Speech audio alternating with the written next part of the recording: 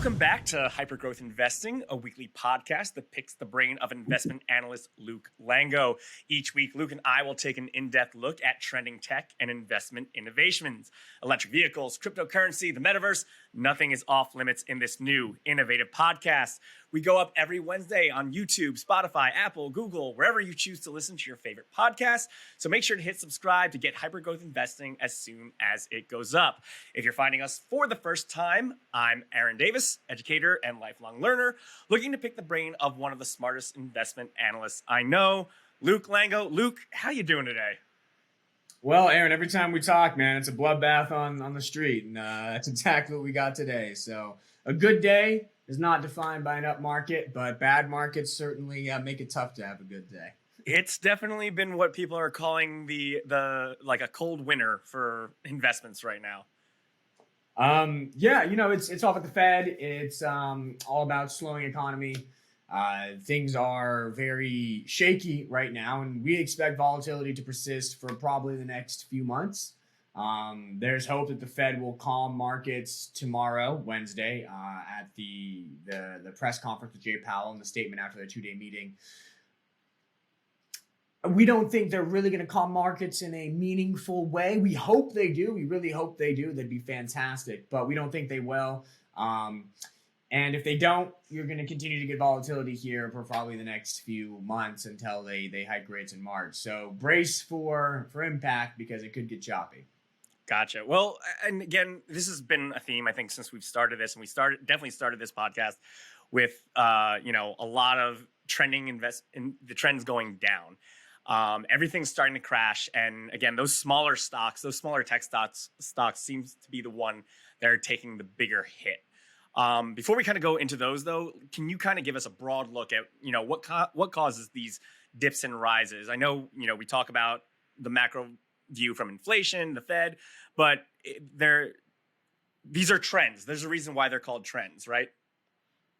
Yeah, well, what's going on right now, the market reset, the market crash, market correction, whatever you want to call it, has nothing to do with the fundamental trends as you speak of. It has nothing to do with electric vehicle adoption or people going into the Metaverse or the adoption of automation technologies. It has nothing to do with any of that. This has to do with good old school finance 101 fundamentals.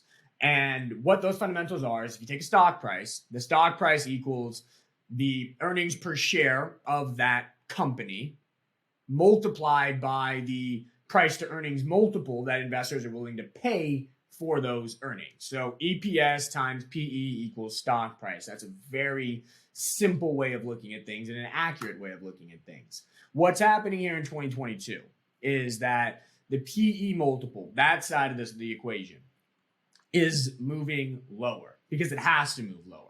The PE multiple is attached to interest rates. When interest rates are super low, alternative investments, fixed income investments, risk-free investments are yielding very low rates. When they're yielding low rates, you're willing to pay more for stocks, which are going to yield higher rates. They're going to yield higher returns. So the PE multiple is high when interest rates are low. When interest rates move up, the PE multiple has to come down in step with that.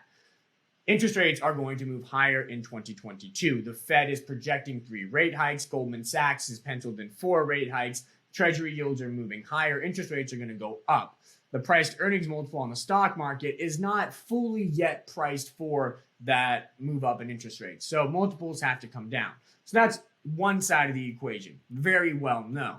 And that's why you saw a lot of turbulence in stocks in the first 2 weeks of the year.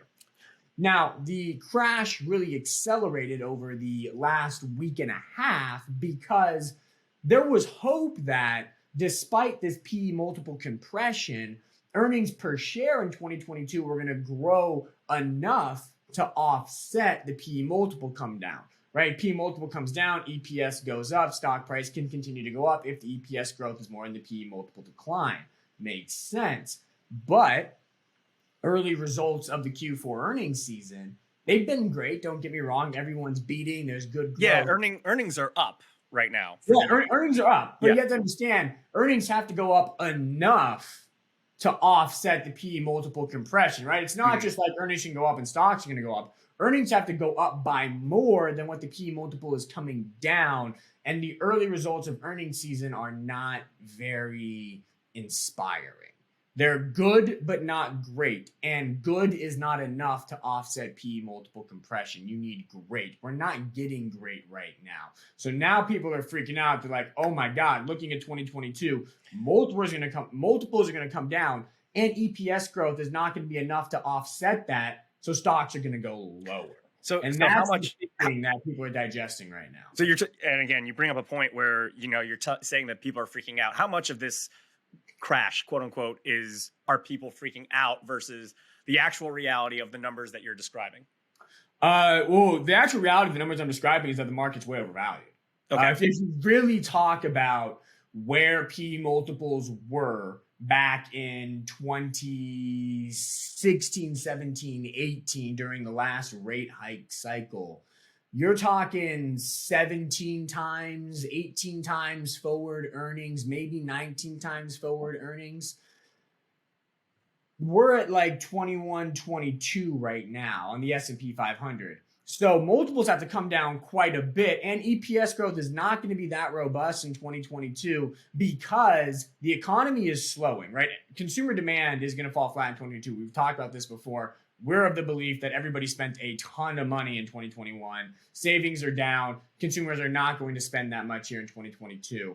And now the IMF just came out this morning and released their forecast for 2022 global growth, and it is 0.5 percentage points lower than what it was just a few months ago, with the biggest decline happening in the U.S., a 1.2 percentage point drop, I believe it was, from U.S. Outlook GDP growth 2022 versus a few months ago. So the consensus now is that we're starting to see a slowdown in the U.S. economy. This city economic surprise index has also decelerated meaningfully. The New York Fed's weekly economic index has also come down and continued to show moderation over the past few weeks and months. So we're starting to see a slowdown in the U.S. economy emerge, which means EPS growth is not going to be that great in 2022. Multiples are going to have to come down. That's not a great outlook for stocks. So if you talk about the reality of the numbers here, we actually think that stocks could fall, the S&P 500 broadly could fall another 10 to 15% based on the pure fundamentals of where the PE multiple should be and where earnings per share may shake out in 2022. So the outlook really, fundamentally speaking, for the entire market is not terribly rosy. Gotcha. Now, a lot of the reaction to this is going to happen tomorrow. You mentioned it earlier. The Fed is going to release their notes on Wednesday. We record this on Tuesdays, so I'm sure we're going to have a lot to talk about next week in that regard.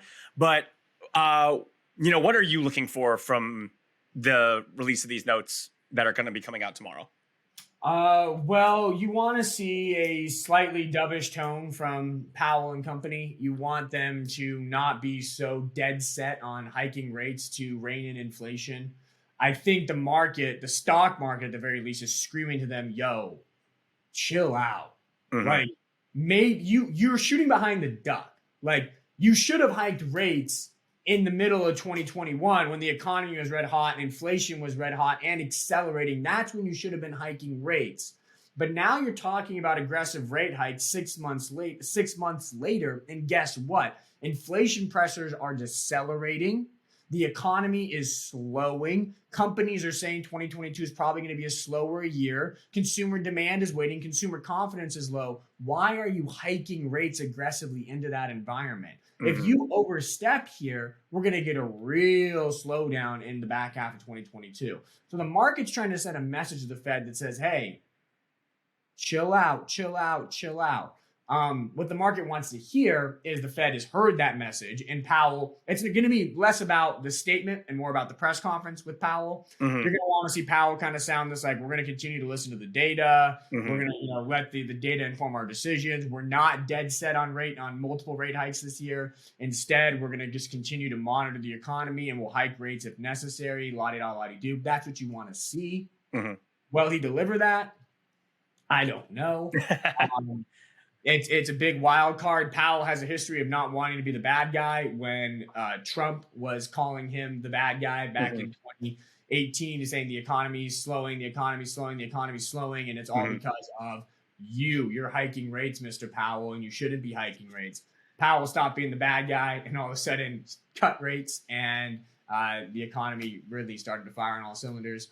So Powell doesn't like to be the bad guy historically. I don't Mhm. think he's going to step into the roles of villain here. Yeah. But I don't think the market has dropped enough for him and the Fed to start rethinking their course. Back in late 2018, when they reversed course in 2019, the market entered bear market territory. The S&P 500 dropped 20% from its highs. Right now, it dropped into correction territory yesterday on the 1,000-point Dow drop. Yeah. But we're like, what, I think about 8.5% off all-time highs. Bear market 20%. So that's still another 11.5-point delta there. We still have a lot of room to fall before the Fed starts listening to the market in a way that would alter their trajectory of For them to become hawkish on it.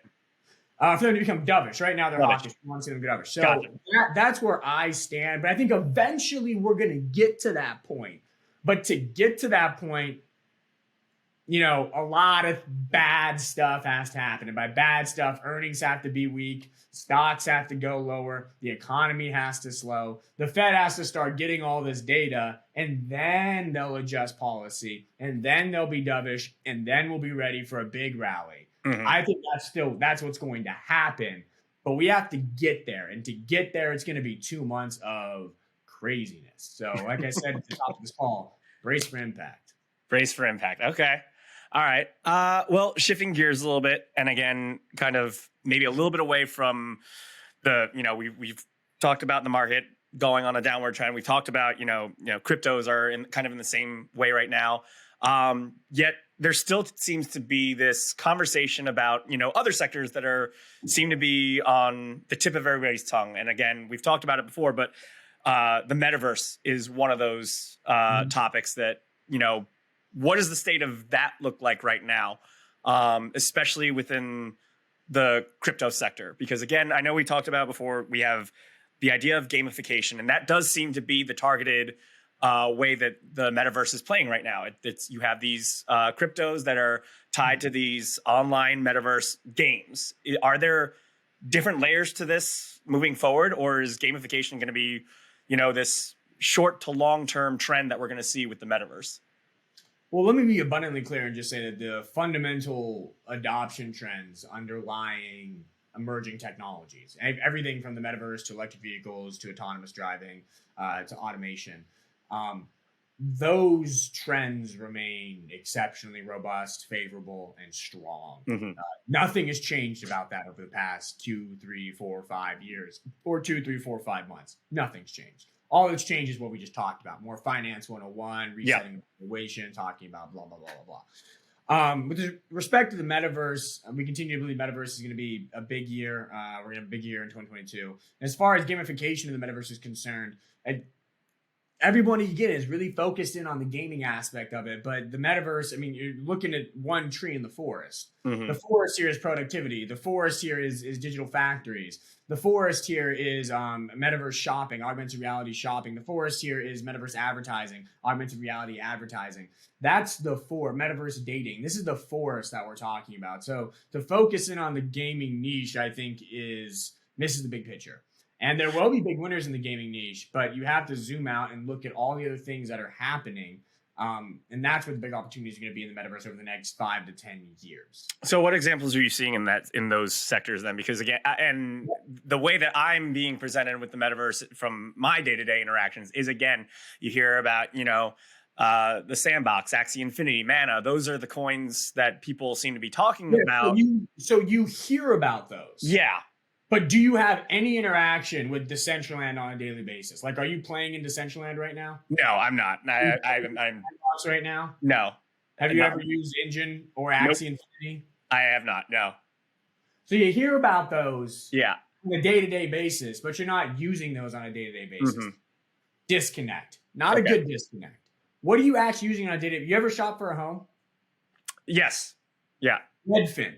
Go to Redfin, and if you click on a home, a lot of them have virtual reality tours. So you can click on it, and it's like a step-by-step. You like click, you know, on your phone, you click, and you go through the home, and you see all the different rooms. It's like virtually touring the home. That image capture is made by a company called Matterport. Matterport is a company that is bringing the metaverse to you in the real world so that you are interacting with it on a day-to-day basis. What they basically do is they set up cameras around a room or around an area or around a location, capture images of that location, create a 3D model of that location, and then allow you from any digital device, whether it be a computer or a phone or whatever it may be, to then virtually tour or see that location. So that is a metaverse application that is happening right now. Redfin's using it for real estate so that prospective home buyers can virtually tour homes. Other big apartment companies are using it to lease out apartments. Mm-hmm. This is happening in the real world today. And that's a very high value add application. Zoom out long term, what's happening 5 to 10 years with Matterport? Matterport is going to be building an entirely new world, a virtual world. Mm-hmm. And all it does is virtualize the physical space. Now, why is that valuable? Well, it's valuable for multiple reasons. Again, as we said in our last call, one thing I'm super excited about is being able to go into this virtual world from my home in San Diego, California, and virtually tour and see a real life replica of the pyramids in Egypt, mm-hmm. or of the Colosseum in Rome, or whatever it may be, being able to do those things. Another big value add application is, imagine you're running a hospital, mm-hmm. and you can now virtualize this hospital. You can see all the rooms, where the patients are, what the metrics are on your certain equipment, because you can apply sensors to these equipment now, and you can virtually manage the operations without having to physically go room to room and see what the heck is going on. So there's a lot of high value add applications with what Matterport's doing. It's stuff like that we're super excited about long term. Whereas the Decentraland, Sandbox, Roblox stuff, it's really cool. Mm-hmm. And I'm really excited about it.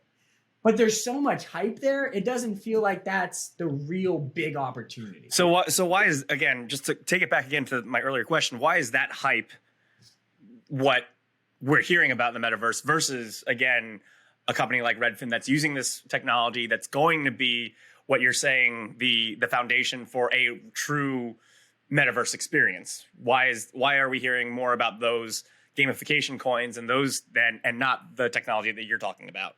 We're talking about it, but it's less sexy, Aaron. That's what it is. It's just less sexy. I mean, it's sexy to be able to build your avatar and go into Nike Land and play all these things, and that's super cool, and it's going to be awesome.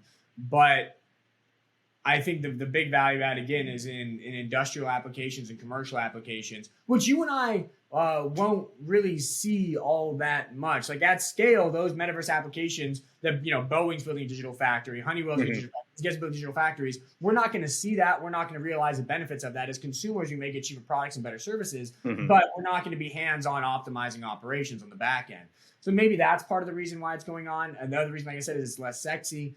But again, if you're really trying to think about investing in technologies, what you have to understand is that technologies go through cycles. Mm-hmm. You have the tech trigger, which is when it's like this early technology, mm-hmm. and then people are talking about it. Then you have the peak of inflated expectations, which is mm-hmm. the point at which everybody's super excited about it. And it's the future. It's the next best thing. Oh my God, let's put billions of dollars into it. Let's go crazy for it.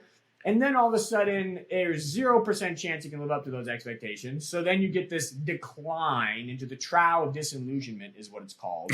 When people are like, oh my God, we were all wrong. Metaverse is not going to be a thing. Decentraland is not going to be a thing. Roblox is not going to be a thing. Oh God, this sucks.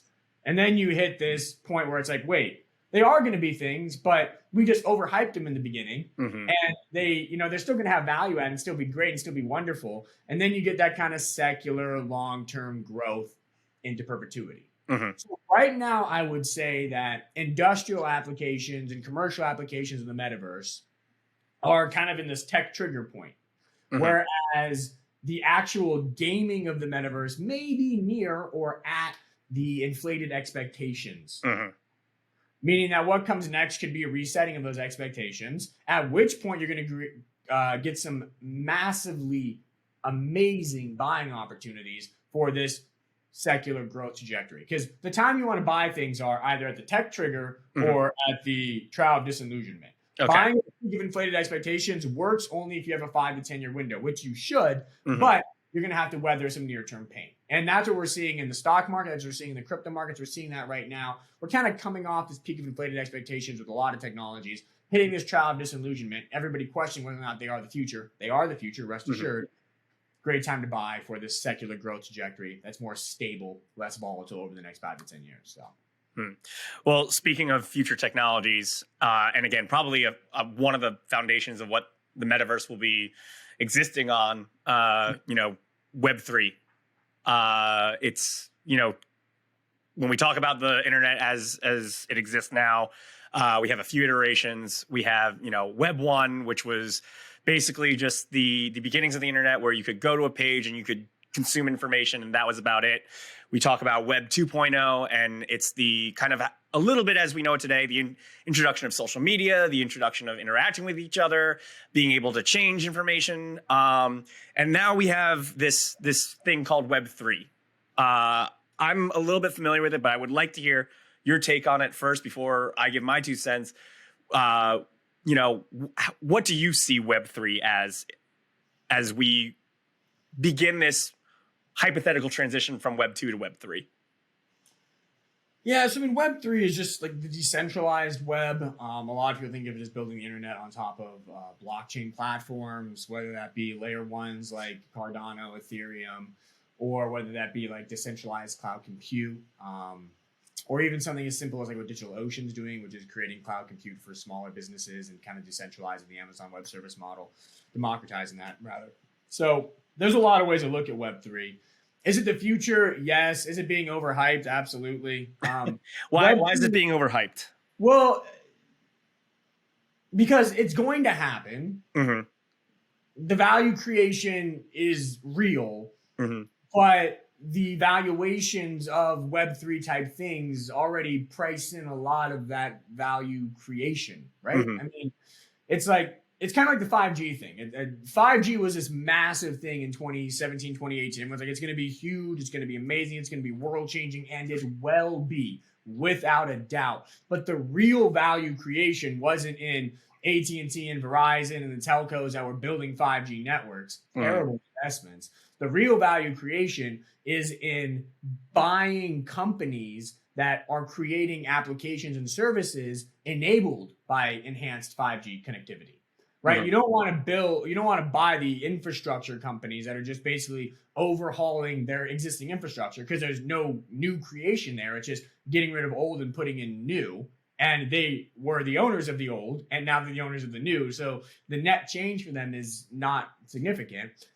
Rather, the big value creation happens when you have new companies come in and build on top of 5G. When you have new companies that came in and build on top of 4G. So the real opportunity in Web3 is more so along the lines of the applications that can be built on top of Web3, and that's decentralized apps. That's where you get things like, well, there's a lot of options out there. I don't really want to go name dropping a bunch of them, but just look at decentralized applications made possible by Web3, and that's where you'll probably have the biggest opportunities over the next 5 to 10 years to make some serious money by buying those dApps. So what does the adoption of those kinds of a decentralized internet look like? Because again, I use the same social media that everybody else uses, which is owned by, the same big company. But the idea of, shifting from something that is so ingrained in our daily lives and not only ingrained, but familiar, what does that shift look like to a decentralized social media platform? Yeah, well, that shift will be slow. Okay. Shift will be tough because, as you said, well, I guess not everyone's on Facebook. I'm still on Facebook. Everyone's still on Facebook, but Instagram, TikTok, Snapchat, Pinterest, Twitter, do. Those aren't Web3. Those aren't dApps. Yet everybody's using them. They're growing, and they're probably going to keep growing. Realistically, what's going to happen is those companies need to somehow figure out how to build their applications on top of Web3 infrastructure, and that's that. So really, it's not like we're going to go from Facebook to a blockchain Facebook or from Spotify to a blockchain Spotify. Some people will, and there are opportunities to create wealth there. But the majority of people, 90% plus of consumers, are going to stick with their Spotify accounts, going to stick with their Facebook, Instagram, whatever accounts, going to stick with their Snap, going to stick with all that stuff.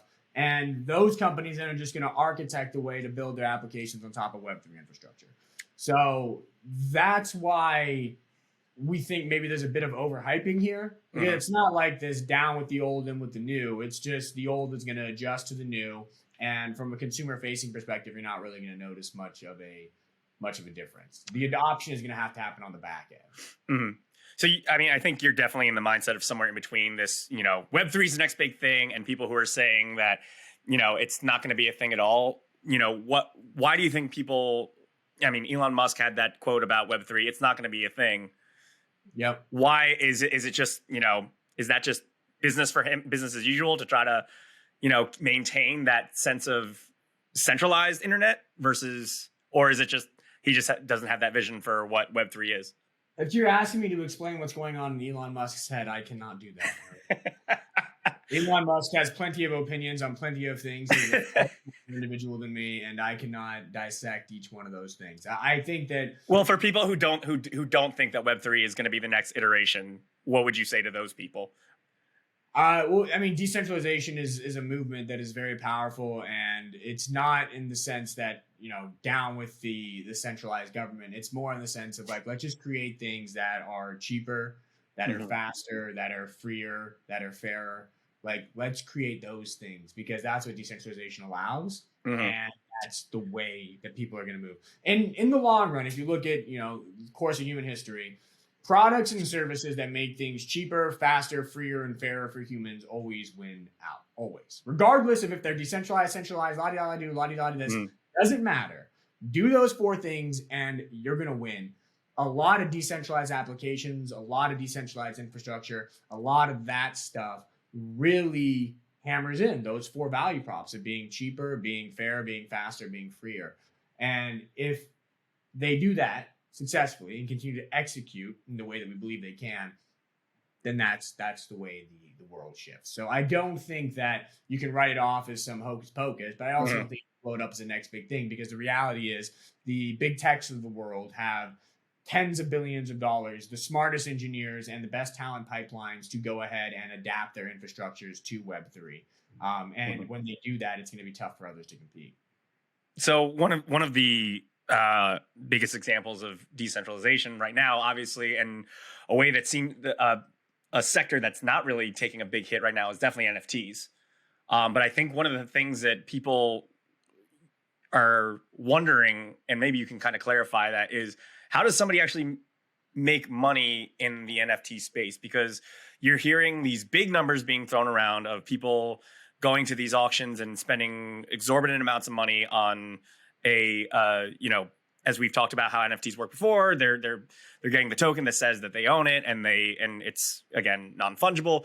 But where does somebody who is just getting into investing, who's interested in the NFT space, is there money to be made there for, your retail investor, or is it just these people who are, buying and selling these NFTs, these expensive NFTs? Well, let's be clear. The NFT space is still hot, but NFT related cryptos have struggled. So there's a distinction there. Okay. And the NFT space remains hot because it's new, it's sexy, it's cool, and you can do really awesome things. And we think NFTs have an enormous opportunity. But again, right now, actually, Gartner every year does this that cycle that I talked about, the hype cycle of emerging technologies, trigger, peak of inflated expectations, child disillusionment. Yep. Their 2021 hype cycle, which came out in the back half of last year, had NFTs right at the tippy top of peak of inflated expectations. So they're about to hit that trial of disillusionment. Well, we think so. I mean, we really think that what's going on here is the way you described NFTs is very similar to how folks talked about like .com companies back in the late 90s. It's like they're buying .com domain and they're making a bunch of money, and I don't really know how they're making a bunch of money, but I want to get in on it. Let me buy a .com domain and let me buy everything that's related to a .com domain. And that's how you get this like FOMO into a bubble, into a bursting. That's not to say, obviously, back in 99, if you said .com was the future, you were 100% right. Look at now, everything's .com. But between 99 and 2022, you had a boom, a bust, and then the secular growth. Mm-hmm. So we think right now the NFTs we're in the boom phase, which Mm-hmm. means what comes next inevitably is a bust into the secular growth. Mm-hmm. So you have to prepare yourself that with such hype comes a lot of volatility, and this thing is not going to be a straight line up. It's going to be a straight line up for 2 or 3 years, and then a straight line down for a year or two, and then it's going to have its secular growth phase. So with NFTs, can you make money in it today? Absolutely. I think a lot of people are making, obviously, a lot of people are making money. I think it's a great thing to do. I think it's something that people could dabble in. You can go to Wax, you can create NFTs, you can sell NFTs, you can make money that way. I think it's fantastic. Continue to do that. I think buying and accumulating NFTs is a great long-term strategy, but don't get in the game thinking you're going to be a millionaire in 12 months because the making a millionaire in 12 months thing already happened. Okay. Right. That happened in 2021. People who were really smart and got in NFTs in late 2020, started making them in 2021, sold them out 2021, and saw the market just absolutely soar. Those people made millions. Congratulations. If you want to replicate their success, you're not going to do that here in 2022. Like, it's going to be very difficult to build on that and become a millionaire in 12 months by doing NFTs in 2022 because, the crowd's caught on. People are getting here. And now with the hype exceeding what is reality, that's when you get a corrective action in the market. But having said that, again, if you're in this game for the long term, you're in the right space, and that's where you need to be to make money. So then what does this secular growth of NFTs look like? The secular growth of physical assets. Okay. Anything that has value in the physical world, any asset that has value in the physical world will have value in the digital world as well, or a digital version of that. Because what the NFT market allows, what the blockchain architecture allows, is basically a receipt attached. It's a digital ledger, but a receipt more or less attached with each thing made in the digital world to verify its authenticity, its originality, its maker, its previous ownership, everything about that thing from when it's created, from its inception. So when you think about that, what's the difference between Mona Lisa in the Louvre in Paris and a Mona Lisa knockoff at Home Goods? The difference is that one was actually painted by Leonardo da Vinci and the other was made in some, God knows where it was made. So going on that trend where with the physical, will we see again like NFT posters of a high value NFT? So Beeple's 1,000 People, 1,000 Days, which sold for $69 million. Will we see NFTs of like the poster version of that, where I can own this, where I have the same thing as, my own NFT, but in the blockchain, it says this isn't the original. This is the, one of 1 million versions of this. The same way you could buy like a poster at Walmart. Yeah. I mean, exactly. Okay. Think of the physical world. Yep. Think of all the assets you own in the physical world. Think of what makes them valuable. Yep. Make it all digital. Okay. That's NFTs. So the opportunities here are absolutely enormous, obviously. But how big is the market, the real world market for multi-million-dollar paintings? It's pretty niche. It's not huge. The market for everyday goods is enormous. And so we think that NFTs, right now, all the hype's around these multi-million-dollar sales and all that. But that's kind of a lot of jazz that we think will fade. And the secular growth will be defined more by the digitization of usable assets, the digitization of things that you can actually use in the digital world. To make life easier for. That was my next question, because again, when you talk about a physical product in the physical world, normally that's going to be something that's going to benefit your day-to-day life. Whether you're buying a blender in your kitchen, so it makes blending your smoothies easier, or you have an iPhone, which is your day-to-day, your daily driver for all aspects of your life. What is the value in an NFT equated to the value that physical objects have in the real world? Well, yeah. So, I mean, if you just think about the digital world, it's going to digitize all your physical operations. So maybe you're up there and you're playing a game in the metaverse and there's a special sword or a special gun or a special package or armor to help your character level up or dominate the game, whatever the heck it may be. you're going to be willing to pay for that. People are willing to pay for that, Yeah. right? Loot boxes or in-game transactions have been huge in the Activision, Take-Two, EA world for several years now. NFTs are just going to augment that because they're going to add originality to a lot of those things. So this is the original sort of that's kind of how one aspect of that. Another aspect, maybe let's say we actually do go into the digital world and we start living significant portions of our lives there. We have homes there, we have cars there, we have clothing in that world. All those things are going to cost money. Each one of those is going to be an NFT of sorts. Nike will sell NFT shoes, NFT shirts, NFT whatever it may be. The Lamborghini will sell NFT Lamborghinis or NFT Lamborghini apparel. You could have NFT homes, real estate, stuff like that. So I think that there is a bunch of ways you can do this. It's just a matter of who's going to be innovative enough to create these things and sell these things, and who's going to buy them, and when is the market going to come into existence. But we think that it's an inevitability, and that's the way people are going to be using things. That's what the secular growth trajectory looks like post this boom and bust. Gotcha. Well, last thing I want to touch on is circle back to the crypto market. It's obviously similar to the other exchanges. It's hit a pretty big dip. Are there things that we should be looking at in this dip as far as ways to potentially, or should we be buying the dip? Should we be just holding on to what we have, waiting and see what happens? What should we be looking at with the dip right now?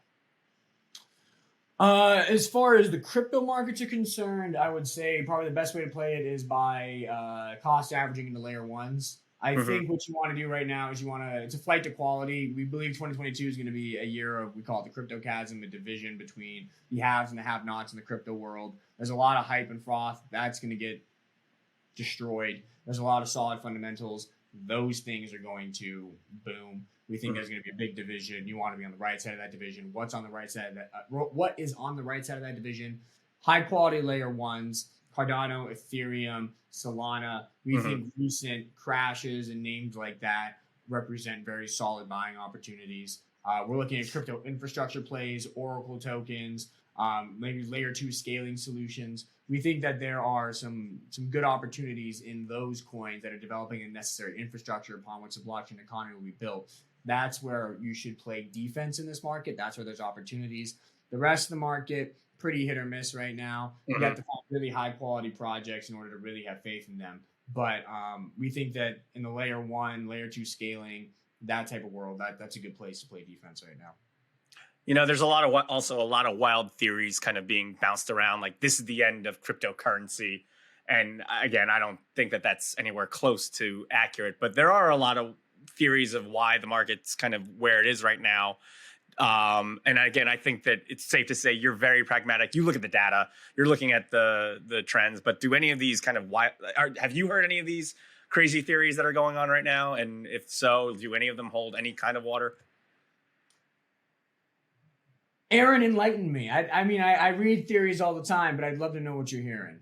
I'm just hearing that people think that this is the end of cryptocurrency. That's the biggest one that I saw earlier today, and again, I don't think that's anywhere close. But I'm just curious on your thoughts of some of the craziness and I guess the media and the news cycle when they talk about cryptocurrency.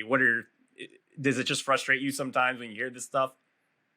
No, because they're coming from a good place. And I think that's, a lot of people get mad at short sellers and market bears and say, stop being such a sourpuss. But at the end of the day, it's like, they're coming from a good place. They're trying to save people from losses. Maybe they're not as optimistic or as visionary as some other folks, but it's not like they want you to lose money or they want things to go down. They looked at the data too. They came to a conclusion and they're issuing their opinions. And so that's what we do. They just came to a different conclusion. I have nothing against those people that think it's the end of cryptocurrencies. I think they're wrong because back in 2001, after the dot-com bubble burst, there were a bunch of articles and media outlets that were saying that it was the end of the internet. And the internet was this fad that had just come and gone and bye-bye, sayonara internet.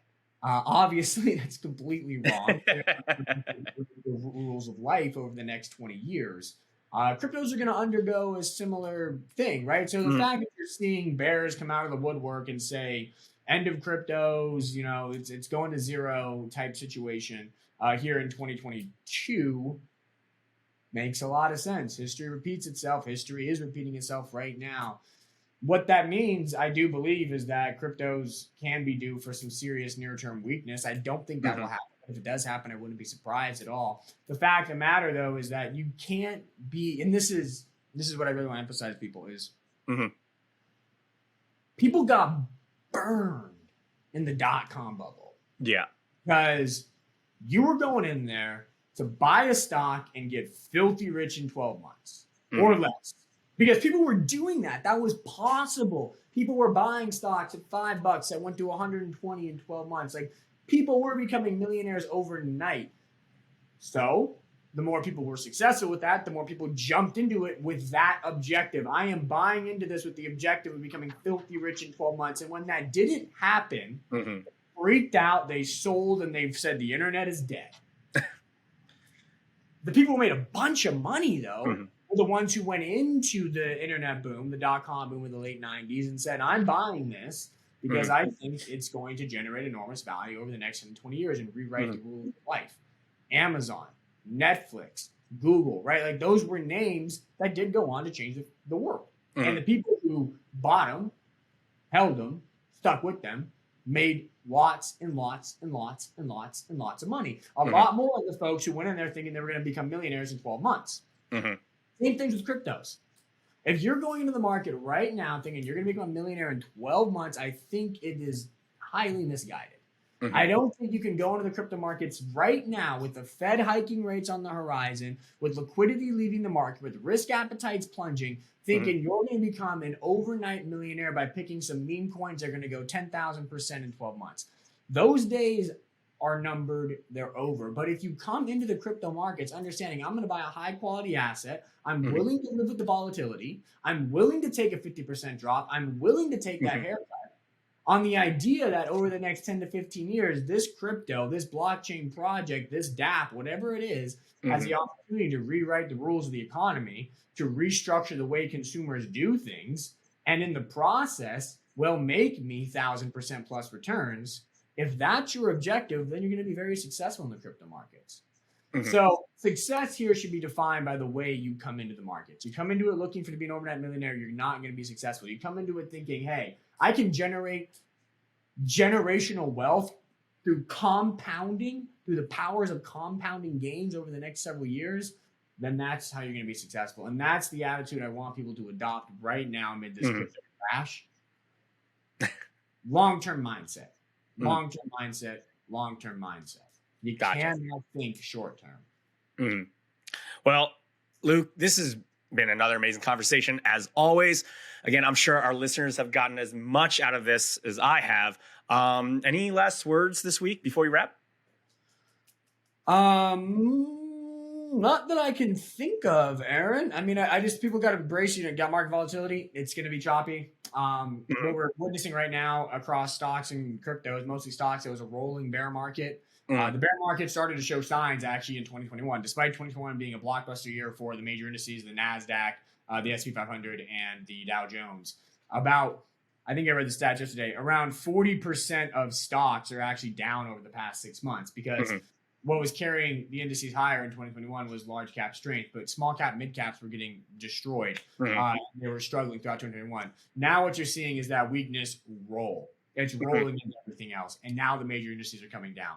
So this is totally expected. It's a rolling bear market from the riskiest side of the market to the safest side of the market. We're going to keep rolling. And I think this doesn't stop until the Fed rips the Band-Aid off, starts hiking rates, inflation comes down, economy slows, Fed switches to dovish. Once all those four things, once those dominoes fall into place, boom, it's green shoots. The market's going to soar. But until then, you're going to have choppiness. Again, back to what I just said, long-term mindset. For long-term investors, you got to embrace this volatility. It's great. You're getting off super high quality assets at super big discounts.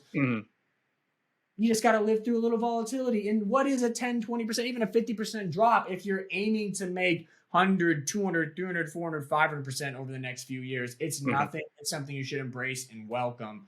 It's just the people that are getting in it for the short-term game. Don't be that person, because it's not going to be successful in this market right now. You have to be somebody that has a long-term mindset. Those are going to be the successful investors in this market. Gotcha. Well, I'm definitely looking forward to next week to get your reaction from whatever happens tomorrow with the Fed. Just want to thank everybody for listening. If you have any questions or comments for Luke, please leave them in our comments section. We'd love to hear your feedback on what topics you'd like us to cover and see if we can answer any of your burning questions. Until then, please don't forget to like and subscribe, and we will see you next week. Bye, all.